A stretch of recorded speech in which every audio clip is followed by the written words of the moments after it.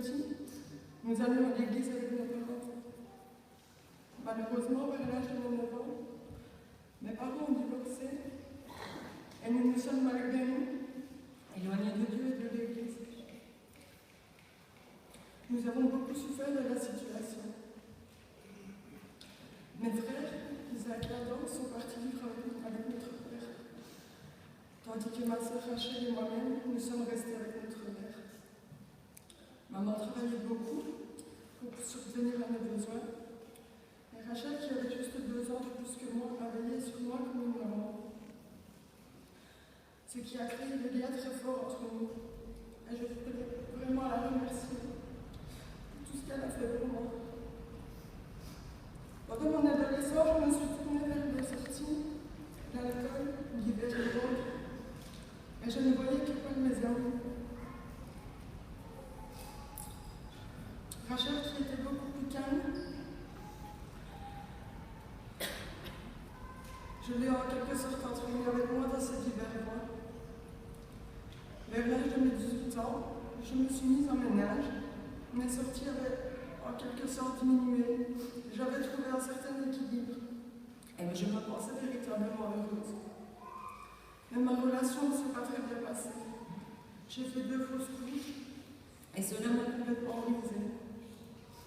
Notre couple battait déjà de l'aile, donc après ça, nous nous sommes séparés. Après cela, vraiment, j'étais anéantie. Je cherchais le bonheur, mais je ne l'ai jamais trouvé. Je suis vite retombée dans mes vieilles habitudes, qui étaient pour moi un moyen d'échapper à ma réalité. Déçue sentimentalement et fatiguée de ne pas savoir me faire aimer, je me suis tournée vers Dieu. Ma famille, enfin une partie de ma famille, était revenue à l'église, et je voyais qu'ils étaient heureux, qu'il y avait vraiment un réel changement dans leur vie. Et moi, j'en voulais tout autant.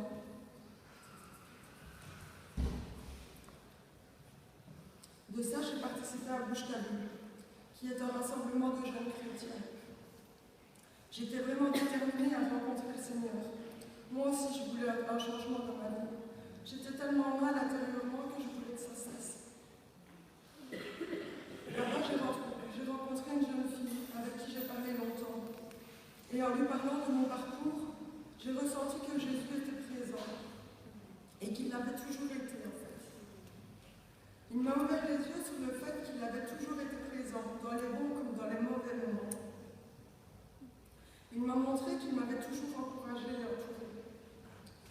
J'ai réalisé à cet instant qu'une personne à qui j'avais jamais rien demandé m'aimait d'un amour incommensurable. C'était plus inimaginable en fait. Une paix intérieure m'a envahi et depuis ce jour, je peux le sentir tout le temps à mes côtés. Je lui ai confié ma vie et je lui dis tout ce que j'ai sur le cœur. Car j'ai compris que nous sommes créés pour être et vivre en relation avec lui. Qu'il est notre équilibre et que sans lui, nous ne sommes pas réellement nous. Nous marchons cherchant continuellement notre chemin et notre véritable raison de vivre. Maintenant, je ne dis pas que ma vie est toute rose et que mes blessures sont complètement guéries, car cela serait vraiment mentir. J'ai encore des blessures et des incompréhensions.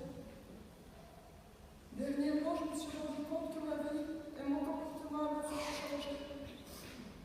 Je n'ai pas spécialement les mots pour l'expliquer.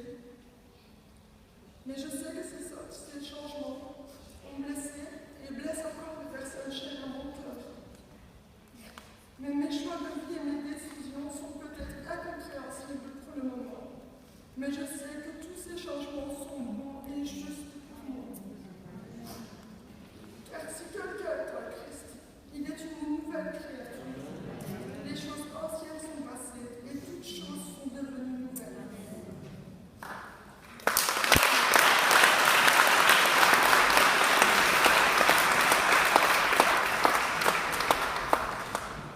Aujourd'hui, je suis en route sur ces choses nouvelles et je commence à comprendre l'amour que Christ a pour moi et le don de sa vie.